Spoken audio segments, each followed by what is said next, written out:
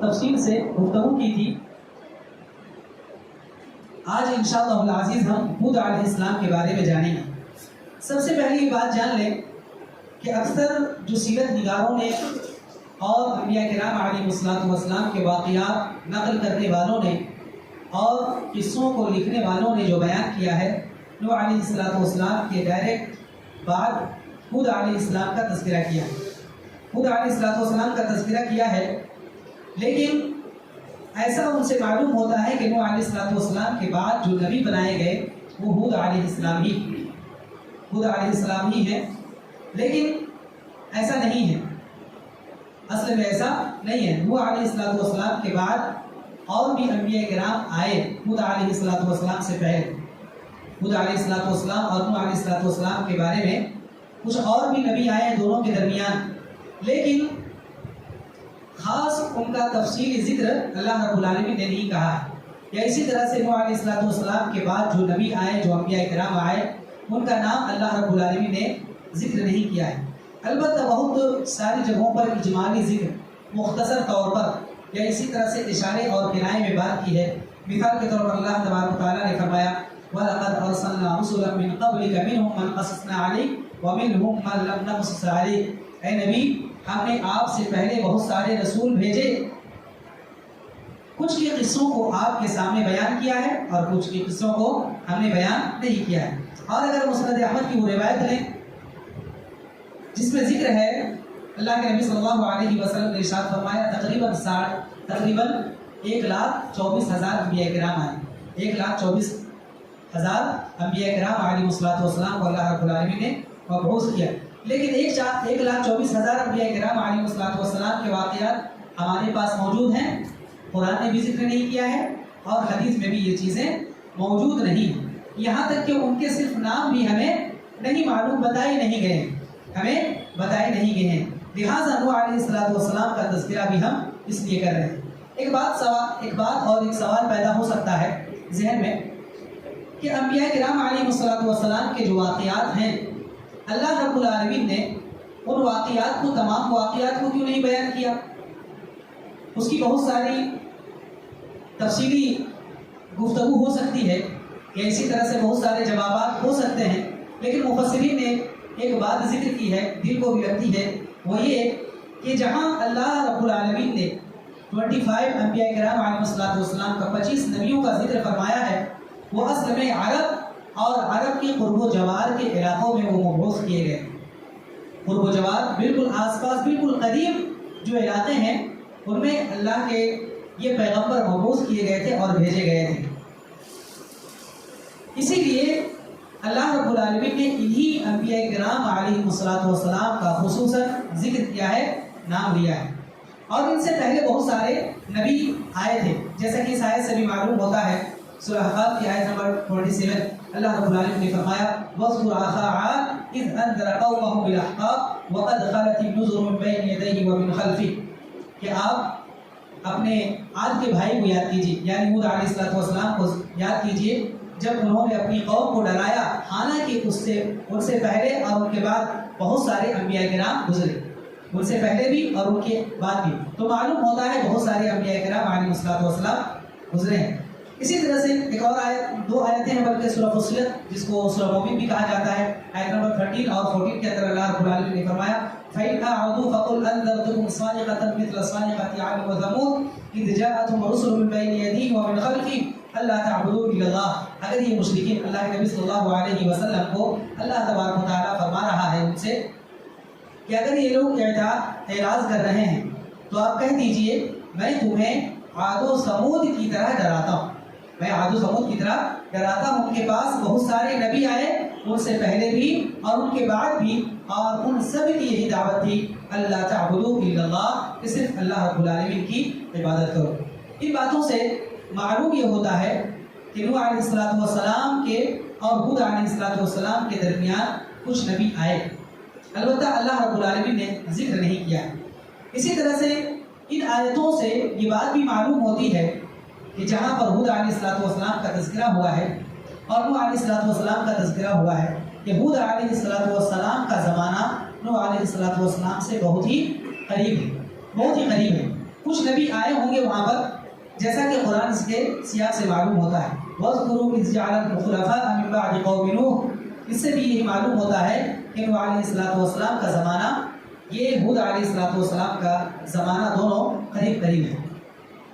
اسی طرح سے جیسا کہ اللہ رب العالمین نے بھی ذکر کیا ہے نوح علیہ السلام کے بعد ہود علیہ السلام ہی کا نام لیا ہے، اور مفسرین نے بھی یا اسی طرح سے تاریخ نگاروں نے بھی اور قصص لکھنے والوں اور سیرت نگاروں نے بھی یہی تذکرہ فرمایا ہے، اس لیے ہم انہی کو ذکر کرتے ہیں، کیونکہ مکہ سے بالکل قریب قریب جو علاقے ہیں اور جو انبیاء کرام علیہ السلام کو ہم جان رہے ہیں اور قرآن کریم میں جن کا ذکر ہے وہ مکہ سے بالکل قریب قریب، جیسے مثال کے طور پر عاد ہے جن کا ذکر ہے، جس قوم کا ذکر ہے، تو وہ تقریباً مکہ سے 300 350 یا 400 کلومیٹر کے قریب کے۔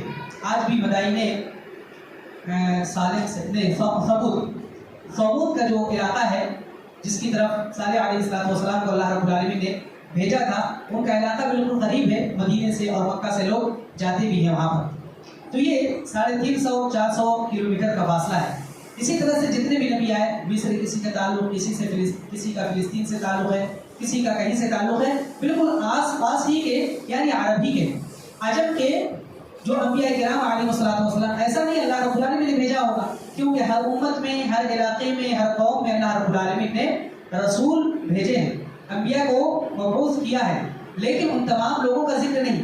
کیوں ذکر نہیں؟ جیسا کہ بتایا قرب و جوار میں جو لوگ مبعوث کیے گئے تھے جو انبیاء کرام، انہی کا ذکر ہے۔ تو کیوں ایسا ہے؟ اس کا بھی جواب یہ ہے کہ چونکہ عرب کی طرف اللہ کے نبی صلی اللہ علیہ وسلم کو بھیجا گیا، اللہ کے نبی صلی اللہ علیہ وسلم کی بعثت ہوئی اور انہی کو دعوت دے رہے۔ اول والا میں جو مخاطب تھے، جو عوام تھی وہاں پر، کون؟ جو پبلک ہے، وہ عرب کے لوگ تھے۔ اب اگر عرب کو یہ مثالیں دی جاتی یا ان واقعات کے بارے میں بتایا جاتا کہ دیکھو فلاں جگہ ہم نے بھیجا ہے، دیکھ لو، تو دیکھ سکتے تھے۔ مثال کے طور پر ہندوستان کی مثال دی جاتی کہ ہندوستان میں ہم نے ایک نبی کو بھیجا، ان کے واقعات دیکھو کیسے ان پر عذاب آئے، وہ کہتے ہیں ہمارے ہندوستان سے کیا تعلق ہے، کہاں ہے ہندوستان، ہے نا؟ وہ سمجھ بھی نہیں سکتے تھے، کیونکہ پہلے رابطے نہیں تھے، نہ یہاں سے کوئی جاتا تھا نہ وہاں سے کوئی آتا تھا، اس لیے اللہ رب العالمین نے انہی لوگوں کا تذکرہ فرمایا ہے جہاں آسانی کے ساتھ وہ جا سکتے تھے۔ اور جو واقعات بتائے ہیں اللہ رب العالمین نے یا جن کا تذکرہ فرمایا ہے، ان کے کھنڈرات یا اسی طرح سے ان کی مثالیں اور ان کی بہت ساری جو نشانات، بہت ساری علامتیں تھیں، وہ اس وقت بھی پائی جاتی تھیں جب اللہ کے نبی صلی اللہ علیہ وسلم کی بعثت ہوئی تھی۔ اب دیکھیے اللہ رب العالمین احکم الحاکمین ہے اور وہ جانتا ہے کس کا ذکر کرنا ہے کس کا نہیں، بے جا اعتراضات نہیں کرنے۔ اگر حکمت ہمیں معلوم ہو جائے تو فبیہا ونعما، ورنہ یعنی اللہ رب العالمین کا شکر ادا کرنا ہے، اگر نہ معلوم ہو تو کوئی یہ کی بات نہیں۔ اسی طرح سے اللہ رب العالمین کی حکمت بھی یہ معلوم ہوتی ہے کہ جہاں پر جو لفظ، جو کلمات، جو حرف، جہاں پر جو حرکت لگانی تھی قرآن کریم میں، جو حرف اور جو کلمات رکھنا تھا وہی رکھا گیا ہے۔ دوسرا کلمہ جس کو میں نے کئی مرتبہ بتلایا ہے، دوسرا کلمہ یا دوسرا لفظ اگر آپ دوسرا ورڈ رکھ دیں تو مزہ نہیں باقی رہے، عربی زبان کی جو چاشنی ہے، جو مٹھاس ہے، وہ ختم ہو جاتی ہے۔ اسی طرح سے وہ واقعات جو ذکر کرنا تھا، جو واقعی اس کے قابل تھے واقعات، وہ یا جو نام ذکر کرنے تھے، وہی اللہ رب العالمین نے ذکر کیا ہے۔ اس سے یہ معلوم ہوتا ہے، قرآن کی حقانیت معلوم ہوتی ہے کہ قرآن صرف اور صرف اللہ رب العالمین کی کتاب ہے نازل کردہ۔ اب قوم عاد کی طرف جو رسول بھیجے گئے وہ کون ہیں؟ ہود علیہ السلام۔ وَإِلَىٰ عَادٍ أَخَاهُمْ هُودًا، اگر قرآن کریم میں اب چند آیتیں یاد کر لیں تو جن آیتوں میں ذکر ہے کس کی طرف کس کو بھیجا گیا ہے تو آسانی کے ساتھ یاد رکھ سکتے ہیں۔ اسی طرح سے ایک بات یہاں پر یاد رکھیں، قوم عاد ایک عربی قبیلہ تھا جس کو عرب عاربہ کہا جاتا ہے۔ یہ سیرت النبی پڑھاتے ہوئے ہم لوگوں نے 2-3 چیزیں سیکھی تھی، ان میں ایک عربی بائدہ، ایک عربی عاربہ، ایک عربی مستعربہ۔ کسی کو یاد ہے؟ بھول گئے؟ اور آپ لوگوں سے میں نے سنا بھی تھا اس وقت کیا کیا ہے اس میں۔ عربی بائدہ جو ختم ہو گئے، با، عین، میم، یہ بھی بتایا تھا کہ کس طرح سے یاد رکھیں۔ بائدہ یعنی بعید ہو گئے، قریب ختم ہو گئے، سب سے پہلا الفابیٹ یہی نا، با یعنی ختم ہو گئے۔ دوسرا عاربہ، جو خالص عربی، جن کی زبان خالص عربی تھی اور وہ عربی انہوں نے سیکھی نہیں تھی، جو وہیں کے مستقل رہنے والے تھے جن کی عربی زبان تھی، تو انہی میں سے قوم عاد کا ذکر آتا ہے۔ مستعربہ کون ہے؟ مستعربہ جنہوں نے عربی سیکھی تھی، جیسے اسماعیل علیہ السلام کی زبان عربی نہیں تھی، بعد میں وہاں پر جب وہ رہے اور اس کے بعد انہوں نے دوسروں سے عربی سیکھی تھی۔ تو یہ قوم عاد کا تعلق قبیلے یا عربی عاربہ سے تھا، یعنی خالص عربی لوگ تھے، انہوں نے کہیں سے عربی زبان سیکھی نہیں تھی۔ اللہ رب العالمین نے اس کا بھی تذکرہ فرمایا ہے، لیکن وقت کی نزاکت کو سمجھتے ہوئے تھوڑا آگے ہم بڑھتے ہیں۔ جب ہود علیہ السلام کو بھیجا گیا، تو اس سے پہلے بتایا گیا ہے کہ جب کسی نبی کو، کسی رسول کو بھیجا جاتا ہے، اس کی وجہ کئی ہوتی ہے، کبھی ایک ہی وجہ، اور وہ سب سے بڑی وجہ شرک، کبھی کئی ایک وجوہات، کبھی ایک کئی اسباب، کبھی کئی ریزنز ہوتے ہیں، تو وہی سارے ریزنز قوم عاد کے اندر پائے جاتے تھے۔ اسی لیے اللہ رب العالمین نے قوم عاد کی طرف ہود علیہ السلام کو بھیجا۔ سب سے بڑی جو خرابی، سب سے ناپسندیدہ چیز، اللہ رب العالمین کو ناراض کرنے والی چیز کیا ہے؟ شرک ان کے اندر پائی جاتی تھی، شرک کی بیماری ان کے اندر پائی جاتی تھی، اور اسی طرح سے بت پرستی وغیرہ۔ ان کے یہاں 3 مشہور بت تھے، کیا کیا؟ صدا، سمود اور ہرا۔ سات دال الف صدا، اسی طرح سے سمود، سات میم واو دال، اور ہرا جیسے ہم لکھتے ہیں نا اسی طرح سے، جس کے ہمارے گریب، یہ 3 بت تھے۔ جیسا کہ نوح علیہ السلام کی قوم میں ود، سواع، یغوث، یعوق اور نصر، یہ 5 بت تھے، اور اس کی تفصیل آپ کے پاس گزری آپ کے سامنے۔ اسی طرح سے یہاں 3 بت پائے جاتے تھے، اور تینوں کی یہ بعد میں عبادت کرنے لگے تھے۔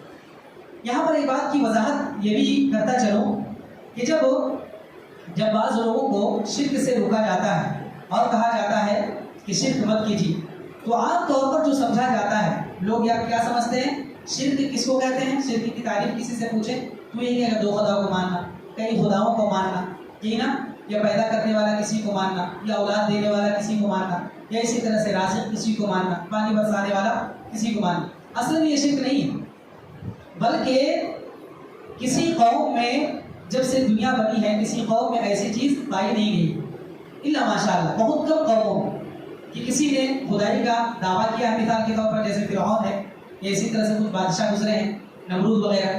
اسی طرح سے بعض جیسے مجوسی ہیں، وہ کہتے ہیں 2 خدا، ایک شر کے خیر بھلائی کا ایک خدا ہے، ایک برائی کا، لیکن اکثر لوگوں نے یہی کہا ایک خدا ہے، اکثر لوگ ایک خدا کے قائل ہیں، لیکن اس میں بھی کیا کرتے ہیں؟ خدا اصل ایک ہے، اللہ ایک ہے، نام الگ الگ پکارتے ہیں، ورنہ سپر پاور سب ایک ہی کو مانتے ہیں۔ ہم اللہ کہتے ہیں کیونکہ اللہ رب العالمین نے اللہ کہنے کا، نبی صلی اللہ علیہ وسلم نے اس ذات کا نام جو ہمیں متعارف کرایا ہے وہ کیا ہے؟ اللہ ہے۔ اسی طرح بعض لوگ خدا کہتے ہیں، بعض گاڈ کہتے ہیں، بعض ایشور کہتے ہیں، بعض دوسرے ناموں سے پکارتے ہیں، لیکن سپر پاور ایک ہی کو مانتے ہیں کہ وہی ہے جو سارے کام کرتے ہیں۔ البتہ اس کے بعد پھر جو چیزیں ہوتی ہیں وہ یہ کہ جب سمجھتے ہیں کہ بعض چیزیں دوسروں کے حق میں اللہ رب العالمین نے دے دی، بعض اختیارات دے دیے ہیں، بعض پاور، سپر پاور تو اللہ رب العالمین ہے، لیکن بعض پاور چھوٹے چھوٹے جو کام ہیں وہ دوسروں کے تصرفات میں اللہ رب العالمین نے دے دیے ہیں، اور یہ سمجھتے ہیں کہ کسی سے مانگ لینا یا کسی کے پاس جا کر وسیلہ اختیار کرنا، یا یہ کہنا کہ میری بگڑی بنانے والا ہے، یا یہ کہنا کہ میری باتیں اللہ تک پہنچانے والا ہے، یہی شرک ہے۔ صدا، سمود اور ہرا، ان تینوں کے ساتھ ان کا جو تعلق تھا وہ اللہ والا تعلق نہیں تھا، یہ سمجھتے تھے بارش برسانے والا، اولاد دینے والا نہیں، بلکہ یہ ان کے سامنے ان کی قبروں پہ جا کر کے یہی کہتے تھے، کیا کہتے تھے؟ کہ ہماری باتوں کو اللہ تک پہنچانے والے یہی لوگ۔ یہ ایسا نہیں کہ اسٹیچو بنے ہوئے تھے یا مورتی بنائے ہوئے تھے لوگوں، نہیں، بلکہ یہ کیا تھے؟ پہلے کے صالحین لوگ تھے، پہلے کے اولیاء تھے، بزرگ تھے، بہت پہنچے ہوئے، جن کو ہم کہتے ہیں آج کی زبان میں یعنی بہت ہی مقرب بندے تھے، بہت ہی عبادت گزار بندے تھے۔ انہوں نے یہ سوچا کہ جب ان کی عبادتیں اتنی زیادہ ہیں، یہ ولی ہیں، یہ اللہ کے مقرب ہیں، تو ہماری باتیں پہنچانے میں بھی یہ ہماری مدد کریں، ہماری بگڑی انہوں نے یہ نہیں بنائیں گے بلکہ ہماری بگڑی بنانے کی سفارش کریں۔ تو یہ بتائیے آج کے زمانے میں جو ہم مزار پر جانے والوں سے یا درگاہوں پر چادر چڑھانے والوں سے یا اسی طرح سے اولاد کی ڈیمانڈ کرنے والوں سے یا اسی طرح سے اور بھی پیر مرید اور مرشد وغیرہ کے جو انہوں نے ہتھ کنڈے پھیلا رکھے ہیں، ان سے جب کہتے ہیں، جب کہا جاتا ہے تو یہ کیا کہتے ہیں؟ یہی کہتے ہیں ہم تو خدا نہیں مانتے، ہم تو اللہ نہیں مانتے، ہم تو ان سے نہیں مانتے، بلکہ ان سے ہم کہتے ہیں اللہ کے سامنے ہماری منوا لیجیے، ہم یہی کہتے ہیں۔ یہ الگ بات ہے، کچھ اتنے زیادہ مشرک اور شرک میں اتنے پڑے ہوئے ہیں کہ تمام چیزیں انہیں سے وابستہ کیے ہوئے ہیں۔ لیکن یہ دیکھیے پہلے کا جو شرک تھا، پہلے کے جن کی طرف انبیاء کرام علیہ السلام کو بھیجا گیا، جنہوں نے شرک میں ملوث تھے، ان کے یہاں بھی ایسا شرک نہیں پایا جاتا تھا جو آج کے زمانے میں پایا جاتا ہے۔ یاد رکھیے گا، تو یہ شرک کی جو تعریف کی جاتی ہے یہ غلط ہے، بلکہ شرک وہی ہے جو پہلے زمانے میں پایا جاتا تھا اور آج بھی جو پایا جاتا ہے۔ یہ الگ بات ہے، آج کا شرک زیادہ غلیظ ہے، زیادہ پختہ ہے اور زیادہ ناپسندیدہ ہے۔ شرک تو شرک ہے، لیکن آج کا شرک یہ زیادہ ناپسندیدہ ہے۔ اسی طرح سے آج جو ہمارے علاقے میں مثال کے طور پر کسی تصرف کا حقدار مانا جاتا ہے، مثال کے طور پر یہ بیٹے دینے والے ہیں، یہ صحت دینے والے ہیں، جیسا کہ غیر مسلموں کے پاس کیا ہے، یہ مال و دولت کی دیوی ہے، یہ اولاد کی دیوی ہے، یہ فلاں کی دیوی ہے، یہ فلاں کا دیوتا ہے نا، اس طرح سے بنا رکھی ہے۔ غیر مسلموں کی بات ہے، لیکن مسلمانوں کے پاس بھی یہ ڈیوائڈ کر دیا گیا ہے باقاعدہ لوگوں نے اپنے اپنے طور پر کہ یہ اولاد دینے والے ہیں، بگڑی بنانے والے یہ ہیں، یہ فلاں کام میں مدد کرتے ہیں، یہ فلاں کام میں مدد کرتے ہیں، فلاں کسی کی بیماری نہیں جا رہی ہے فلاں جگہ چلے جائیں، وہاں سے بھی نہیں کام چل رہا وہاں چلے جائیں۔ میرے بھائیو، اگر ہم یہ کہتے ہیں، سپوز اگر ہم یہ کہتے ہیں کہ ہم اللہ سے مانتے ہیں، ہم ان سے نہیں مانتے، ہم ان کے پاس جاتے ہیں تاکہ یہ اللہ سے ہماری منوا لیں، تو اگر اللہ ہی سے ماننا ہے تو اللہ نے کون سا راستہ بتلایا ہے؟ وَأَنَّ لِلَّهِ کیا ہے؟ وَأَنَّ الْمَسَاجِدَ لِلَّهِ فَلَا تَدْعُوا مَعَ اللَّهِ أَحَدًا، مسجدیں ہیں جہاں اللہ کو پکارا جائے، مسجدیں ہیں۔ اگر اللہ سے ماننا ہے اور اللہ سے لو لگانا ہے اور ساری امیدیں اللہ سے ہو تو مسجد کی طرف آئے گا شخص، اور اگر غیر اللہ سے مانگنا ہو تو پھر مزاروں کا، درگاہوں کا اور اسی طرح قبروں کا اور مقبروں کا مقبروں کا انسان قصد کرے گا۔ اس کو یاد رکھیے گا، ایک مثال ہے۔ اسی طرح سے یہ جو اگر ہم کہیں کہ فلاں کو تصرف کا حق ہے، فلاں کو اللہ رب العالمین نے دیا ہے، یقین مانیے اللہ کی قسم اللہ نے کسی کو تصرف کا حق نہیں دیا۔ تصرف کا معنی یعنی کچھ کام کر دینا، اختیار دینا، کچھ بھی اللہ رب العالمین نے کسی کو کوئی پاور نہیں دیا ہے۔ خواہ وہ جبرائیل علیہ السلام جو فرشتوں کے سردار ہیں، خواہ وہ اللہ کے نبی صلی اللہ علیہ وسلم ہوں، ہمارے نبی سید المرسلین امام الانبیاء جو تمام اولو العزم پیغمبروں میں سے بھی سب سے مقرب ہیں اور جن کو اللہ رب العالمین نے اتنی فضیلتیں دی ہیں، کسی نبی کو اتنی فضیلت نہیں ہے، اس کے باوجود ہم رسول اللہ صلی اللہ علیہ وسلم کے بارے میں بھی وہ الفاظ نہیں کہہ سکتے، نہ ان سے ویسی امیدیں لگا سکتے ہیں جیسے اللہ سے ہماری امیدیں ہونی چاہیے۔ اسی طرح سے نبیوں سے رشتہ جوڑنا، اللہ رب العالمین نے نبیوں سے رشتہ جوڑا ہے، جیسا کہ ابھی ذکر کیا ہوا ذکر عاد کے بھائی سے، یا عاد کے بھائی کو آپ یاد کیجیے، جیسا کہ اللہ رب العالمین نے کہا ہے۔ یہاں اللہ رب العالمین نے ایک قوم کو بھائی قرار دیا ہے، یا ایک نبی کو قوم کا بھائی قرار دیا ہے۔ یہ بھی ایک طرح کی مطلب لگاؤ کا ایک ذریعہ ہے کہ بھائی ہے تمہارے، ہے نا، بھائی ہے تمہارے، جبکہ ان کی نافرمانی کی گئی ہے، جبکہ ان کے خلاف سازشیں کی گئی ہیں، اس کے باوجود اللہ رب العالمین بھائی قرار دے رہا ہے۔ اس کے بعد دیکھیے جو کنورسیشن ہے درمیان میں، جیسا کہ اس سے پہلے بھی بات آئی تھی علیہ السلام کے سلسلے میں، واقعات میں، یہاں پر بھی ہے، قال یا قوم اعبدوا اللہ ما لکم من الہ غیرہ افلا تتقون۔ حضرت ہود علیہ السلام نے اپنی قوم سے کیا کہا کہ اے میری قوم کے لوگوں، اللہ رب العالمین کی عبادت کرو، ما لکم من الہ غیرہ، تمہارے لیے کوئی الہ، کوئی معبود ہے ہی نہیں اس کے سوا، افلا تتقون، کیا تم لوگ ڈرتے نہیں ہیں، تمہارے اندر تقوی نہیں ہے۔ یہ اللہ رب العالمین کی عبادت کی طرف بلایا جا رہا ہے، جو ہر نبی کا شیوا ہوتا ہے، اور بلکہ ہر بندے مومن کا شیوا ہونا چاہیے۔ اگر بلائے تو اللہ کی طرف بلائے، نہ کسی شخص کی طرف بلائے، نہ کسی علاقے کی طرف، نہ کسی بستی کی طرف، صرف اور صرف اللہ کی طرف بلائے۔ تو ان کی قوم نے کیا کہا؟ قال الملأ الذين كفروا من قومه إنا لنراك في سفاهة وإنا لنظنك من الكاذبين۔ تقریباً نوح علیہ السلام کو ان کی قوم نے جو کہا تھا تقریباً وہی باتیں ہیں جو آج کی تراویح میں بھی آپ نے سنی ہوگی اگر غور کیا ہوگا. اور اسی طرح سے نوح علیہ السلام نے جن الفاظ کے ذریعے سے، جن کلمات کے ذریعے سے اپنی قوم کو دعوت دی تھی، انہی الفاظ کے ذریعے سے ہود علیہ السلام نے بھی دعوت دی. ان کی قوم نے کہا ہم تو تمہیں بیوقوفی میں پاتے ہیں، ہم تو تمہیں نعوذ باللہ کیا پاتے ہیں؟ بیوقوفی میں، اور تمہیں جھوٹا ہم شمار کرتے ہیں. قال یا قوم لیس بی سفاہۃ ولکنی رسول من رب العالمین. نوح علیہ السلام نے بھی یہی کہا تھا کہ میں گمراہی میں نہیں ہوں، اور ہود علیہ السلام کیا کہہ رہے ہیں؟ میں بیوقوفی میں نہیں ہوں. ٹھیک ہے، ابلغکم رسالات ربی وانا لکم ناصح امین. میں تو اپنے رب کا پیغام تم تک پہنچا دے رہا ہوں، اور میں تمہارے لیے نصیحت کرنے والا ہوں، خیر خواہ ہوں. اسی طرح سے نوح علیہ السلام نے بھی یہی الفاظ تقریباً کہے تھے، ابلغکم رسالات ربی وانصح لکم واعلم من اللہ ما لا تعلمون. میں تمہیں نصیحت کر رہا ہوں، خیر خواہی کر رہا ہوں تمہارے لیے. اس کے بعد او عجبتم ان جاءکم ذکر من ربکم علی رجل منکم لینذرکم. کہا کیا تمہیں یہ تعجب کی بات لگتی ہے کہ اللہ رب العالمین نے، تمہارے رب نے ایک رسول جو چنا، تمہارے میں سے چن لیا، تمہیں میں سے چن لیا، لینذرکم تاکہ تمہیں ڈرائے. واذکروا اذ جعلکم خلفاء من بعد قوم نوح وزادکم فی الخلق بسطہ فاذکروا آلاء اللہ لعلکم تفلحون. یہ ساری دعوتیں خود علیہ السلام نے اپنی قوم کو دی، سمجھائیں. اب انہوں نے کیا کہا؟ قالوا اجئتنا لنعبد اللہ وحدہ ونذر ما كان يعبد آباؤنا فأتنا بما تعدنا ان كنت من الصادقین. کہا تم ہمارے پاس اسی لیے آئے ہو، لنعبد اللہ وحدہ، صرف ہم ایک اللہ کی عبادت کریں، یعنی تمام رشتوں کو ہم توڑ دیں، تمام رشتوں کو چھوڑ دیں، تمام لگاؤ کو ہم چھوڑ دیں، ساری امیدیں ہم صرف اللہ سے وابستہ کریں. وَنَذَرَ مَا كَانَ يَعْبُدُ آبَاؤُنَا، اور ہمارے آبا و اجداد نے جن کی عبادتیں کی ہیں، جو رسم و رواج ہیں، جو بدعت و خرافات ہیں، بدعت تو نہیں کہتے، وہ سنت ہیں، اور اسی طرح سے یہی سارے حق ہیں، یہی سارے اعمال حسنہ ہے، کہ ہم ان تمام چیزوں کو چھوڑ دیں. ایسا ہرگز نہیں ہو سکتا، ایسا ہرگز نہیں ہو سکتا.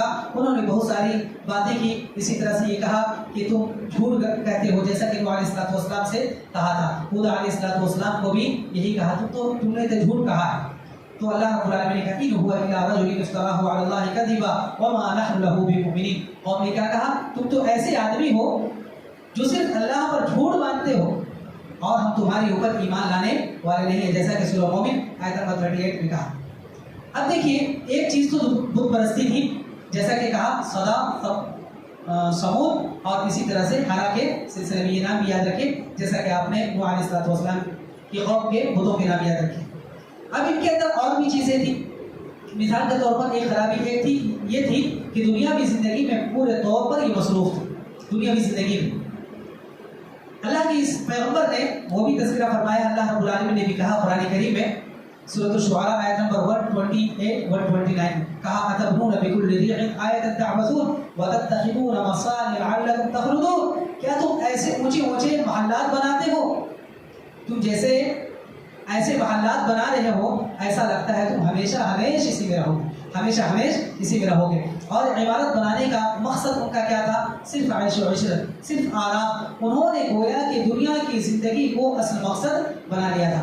آج بھی دیکھیں ہمارے آس پاس، ہمارے معاشرے میں خود ہم ایسے ہیں کہ آج ہم نے دنیاوی زندگی کو ہی مقصد بنا لیا ہے، اور ایسے محلات تعمیر کرتے ہیں، اور ایسے گھر بناتے ہیں، اور ایسی پراپرٹی ہم جمع کرتے ہیں گویا کہ ہمیشہ رہنا ہے. جبکہ ان کی عمریں ہوتی تھی 1000 سال، 800 سال، اس سے بھی زیادہ، اس سے کچھ کم. اور ہماری عمریں کتنی ہوتی؟ 60 70، بہت زیادہ تو 100. وہ بھی 100 جن کی عمر ہو گئی وہ اپنی پراپرٹی سے فائدہ اٹھانے والا نہیں ہوتا. ٹھیک ہے، اس کو تو کچھ بھی نہیں، بس سانسیں چلتی ہیں، اور کئی لوگوں کی سانسیں ان کی وجہ سے رکی رہتی ہیں. تو ایسا معاملہ ہوتا ہے آج کا. اس کے باوجود ایسی ہم دولت کے چکر میں اور دنیا کے چکر میں پڑے ہوئے ہیں. تو یہ تمام چیزیں جو انبیاء کرام علیہ السلام کے بارے میں اللہ رب العالمین نے ذکر کیا ہے، ہمارے اندر بھی فٹ ہوتا ہے. ایسا نہیں کہ وہ ان کا زمانہ تھا، انہوں نے ایسا کر لیا، ان کو یہ چیزیں سنائی گئی. نہیں، ہمارے لیے اللہ رب العالمین نے قرآن کریم میں چن کر انتخاب کر پیش کیا ہے، تاکہ ہمارے لیے عبرت کا وہ سامان ہو.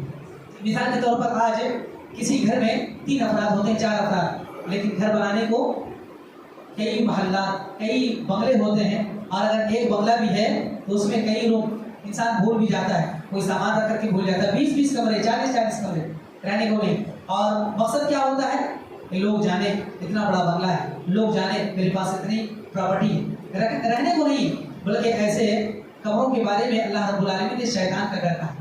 اللہ کے نبی صلی اللہ علیہ وسلم نے شیطان کا گھر کہا غرور اور گھمنڈ کی وجہ سے. اگر ہے تو یقیناً یہ انہی لوگوں کی پیروی ہے جن لوگوں پر اللہ رب العالمین نے عذاب نازل کیا ہے.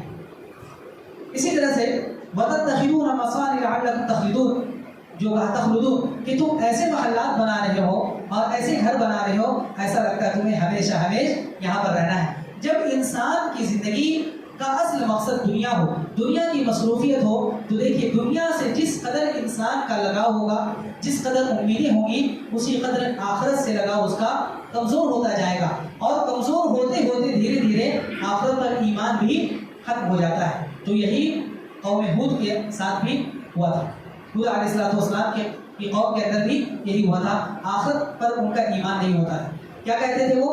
اَيَعِدُكُمْ أَنَّكُمْ إِذَا مِتُّمْ وَكُنْتُمْ تُرَابًا وَعِظَامًا أَنَّكُمْ مُخْرَجُونَ، کیا تم سے یہ وعدہ لیا جاتا ہے کہ تم مر جاؤ گے تو کیا ہوگا؟ پھر تمہیں زندہ اٹھایا جائے گا. ہیہات ہیہات لما توعدون، کہا یہ تو بہت دور کی بات ہے، یہ تو ناممکن ہے، امپوسیبل ہے، ایسا ہو ہی نہیں سکتا. وہ سوچتے تھے کیونکہ ان کے جو لگاؤ، ان کے جو دل تھے وہ پورے طور پر دنیا سے چمٹ گئے تھے، اور دنیا سے جب چمٹ جائے انسان کا دل تو اس کے بعد آخرت سے دھیرے دھیرے اس کا لگاؤ اور ختم ہو جاتا ہے. اسی طرح آج دیکھیں گے بعض لوگوں کو جب کہا جاتا ہے آخرت میں ملے، آخرت میں سمجھ گئے. کل بھی میں نے بات کہی تھی اس لیے کہ دنیا کی محبت اس کے اندر سرایت کر گئی ہے، دل میں بیٹھ چکی ہے، لہذا وہ کہتے تھے ان ہی الا حیات الدنیا نموت ونحیا وما نحن بمبعوثین. موت کا اقرار تو کرتے تھے، کہتے تھے ہاں موت، مریں گے، کیونکہ لوگ مرتے ہوئے دیکھ رہے ہیں، مشاہدہ کر رہے ہیں، مریں گے، جییں گے، یہی ہوتا رہے گا، اور پھر اسی طرح زمانہ ہمیں بدلتا رہے گا. وما نحن بمبعوثین، ہم دوبارہ اٹھائے نہیں جائیں گے. آج بھی یہ جملے ہر ایک سے سنے جاتے ہیں، خواہ وہ زبان حال سے کہہ رہا ہو، یعنی باقاعدہ وہ بول کر کے کہہ رہا ہو زبان حال سے، یعنی ایسے ہی اس کے کام ایسے ہو، ایسے کرتوت ہو جو معلوم ہوتا ہو کہ ایسا وہ چاہ رہا ہے یا دل میں سوچ رہا ہے. جب ایسی باتیں ہوں، دل جو لگتا ہو دنیا میں اور آخرت سے بالکل دور ہو، تو انسان ظلم پر بھی کبھی بھی جھجکتا نہیں ہے ظلم سے. اور یہ چیز بھی ان کی قوم کے اندر آ گئی تھی، قوم ہود کے اندر، قوم عاد کے اندر. کہتے تھے وَإِذَا بَطَشْتُمْ بَطَشْتُمْ جَبَّارِينَ، جب وہ پکڑتے تھے، اللہ رب العالمین نے ذکر کیا ہے تو جابر و ظالم کی طرح. اور امام قرطبی رحمہ اللہ نے سورۃ الشعراء کی اس آیت کے تحت جو آیت نمبر 130 ہے اس کے اندر کیا ہے، نقل کیا ہے البطش العصف قتلا بالسیف وضربا بالسوط، یعنی وہ تلوار لے کر کے گھومتے رہتے تھے اور کوڑے لے کر کے گھومتے رہتے تھے، یہاں تک کہ اپنے مخالفین کو مارتے تھے، کوڑوں سے بیچا مارتے تھے، کوئی وجہ نہیں رہتی تھی، بس مارتے تھے. ہم ظالم، ہم بڑے ہیں. آج بھی کچھ لوگ دیکھ لیں گے سینہ تان کے، اگر اس نے ایسا کیا ہے تو ہم چوڑی بن کے نہیں بیٹھے ہوئے، کہتے ہیں نا ہمارے ہاتھوں میں چوڑی نہیں ہے، یا ہم نے مہندی نہیں لگائی ہوئی، یہ کہتے ہیں لوگ. اور بے جا کسی پر ظلم کرنا، یہ جو ہلاک ہوئی یہ قومیں، ان کا شیوا رہا ہے. آج اگر ایسا کوئی کرتا ہے تو سمجھیے کہ یہ تو آخرت کے دن پر اس کا ایمان کمزور ہے. اور یہ دور کی بات نہیں، بلکہ ہمارے لوگوں میں، غیر مسلموں میں نہیں، بلکہ ہمارے مسلموں کے اندر، مومنوں کے اندر جو اپنے آپ کو مومن کہتے ہیں اور اس سے بھی بڑھ کر کہیں قرآن و حدیث پر چلنے والے اہل حدیث اور سلفی جو کہتے ہیں، ان کے اندر بھی یہ ساری چیزیں پائی جاتی ہیں. تو ظالم و جابر کا کام یہی ہوتا ہے. اس کے بعد اللہ کے عذاب کو وہ ہلکا سمجھنے لگتے ہیں. جب پورا کا پورا دل دنیا میں لگ جائے، آخرت سے بالکل دل بیزار ہو جائے، دل ادھر مائل ہی نہ ہو، ظلم و تشدد ہو، تو انسان کا کیا ہوتا ہے؟ پھر اللہ کے عذاب کو ہلکا سمجھنے لگتا ہے. اللہ کے عذاب کو ہلکا سمجھنے لگتا ہے، جیسا کہ وہ بھی سمجھتے تھے اور کہتے تھے اجئتنا لنعبد اللہ وحدہ ونذر ما كان يعبد آباؤنا فأتنا بما تعدنا إن كنت من الصادقين. اگر دم ہے تو لے آؤ اللہ کا عذاب، لے آؤ، ہم دیکھ لیں گے. اگر تم سچے ہو تو لے آؤ اللہ کا عذاب، ہم مقابلہ کرنے کے لیے تیار ہیں. تو یہ ایسا ہی ہوتا ہے جب ظالم و جابر حد سے گزر جاتا ہے تو ایسا ہی ہوتا ہے، وہ اللہ کے عذاب کو ہلکا سمجھنے لگتا ہے. اور کبھی کبھی اللہ رب العالمین الٹیمیٹم دیتا رہتا ہے. دیکھیے فوراً اللہ کی مہربانی اور اللہ کی رحمت اتنی وسیع ہے، فوراً نہیں پکڑتا، گرفت نہیں کرتا. انبیاء کرام علیہ السلام کے واقعات آپ سن رہے ہیں، کیسا جواب دیا. اگر اللہ چاہتا ایک جواب پر زبان کھینچ لیتا، اللہ کی طاقت ہے، ان اللہ علی کل شیء قدیر. کیا مجال تھی ان کی کہ وہ، کیا بساط تھی ان کی کہ وہ زبان سے ایک حرف بھی نبی کو کہہ سکتے تھے. اللہ کا نبی، اللہ کا پیغمبر، ڈائریکٹ جو کلام ہو رہا ہے لیکن اللہ رب العالمین مہلت دیتا ہے، سدھر جاؤ، سنور جاؤ، کسی طرح آ جاؤ راستے پر۔ اسی لیے انبیاء کرام علیہ السلام نے کس طرح سے دعوت دی، تو اسی طرح آج بھی ہر ایک کو سمجھنا ہے، ہمیں سمجھنا ہے، آپ کو سمجھنا ہے کہ کیا کوئی گناہ ہو رہا ہے تو کیا اللہ رب العالمین ایسا تو نہیں ہمیں ڈھیل دے رہا ہے؟ کبھی اللہ رب العالمین چھوٹا سا کچھ لے کر کے آزماتا ہے، کبھی مصیبت نازل کر کے آزماتا ہے، کبھی خسارہ، کبھی نقصان، کبھی ایکسیڈنٹ، کبھی کچھ، یہ ساری چیزیں ہیں جو سمجھنے کی ہے۔ فوراً انسان کا ذہن جانا چاہیے کیا میں نے کسی پر ظلم تو نہیں کیا ہے، کہیں میں نے اللہ کا حق تو نہیں مارا ہے، کبھی کسی بندے کا دل تو نہیں دکھایا ہے، یہ ساری چیزیں سوچے، کبھی میرے ہاتھ سے، میری زبان سے کبھی کوئی ظلم تو نہیں ہو گیا ہے جس کی وجہ سے یہ چیز، اگر ایسا ہو تو بندہ سمجھے اپنے آپ کو مومن سمجھے، فوراً وہ سمجھے کبھی میں نے نماز چھوڑی ہے اس وجہ سے تو ایسا نہیں، کبھی میں نے اذکار چھوڑ دیا اس وجہ سے تو مجھے ٹھیس نہیں لگی ہے، کبھی میں نے کسی کا مال ہڑپ تو نہیں لیا ہے جس کی وجہ سے میرے دکان میں نقصان ہوا ہے، یا میری گاڑی کا فلاں یہ ہو گیا ہے، نقصان ہوا ہے، یہ میرے فلاں رشتے دار کے یہاں یہ مصیبت آئی ہے، یا میرے پریوار کے اندر میرے فیملی ممبر کسی مصیبت میں گرفتار، تو یہ سوچے انسان، کبھی ایسا بھی ہوتا اللہ تعالیٰ آزماتا ہے، لیکن ہمیشہ ہمارا معاملہ کیا ہے معلوم ہے؟ جب ہمارے اوپر مصیبت آتی ہے نا، جب ہمیں کوئی نقصان ہوتا ہے، خسارہ ہوتا ہے، اللہ کی آزمائش ہے، کیا کہتے ہیں؟ اللہ کی آزمائش ہے، اللہ تعالیٰ اپنے بندوں کو آزماتا ہے، اپنے قریبی بندوں کو آزماتا ہے، میں بھی اس میں آزمائش کا شکار، جب کسی دوسرے پر ہوتا تو کیا کہتے ہیں؟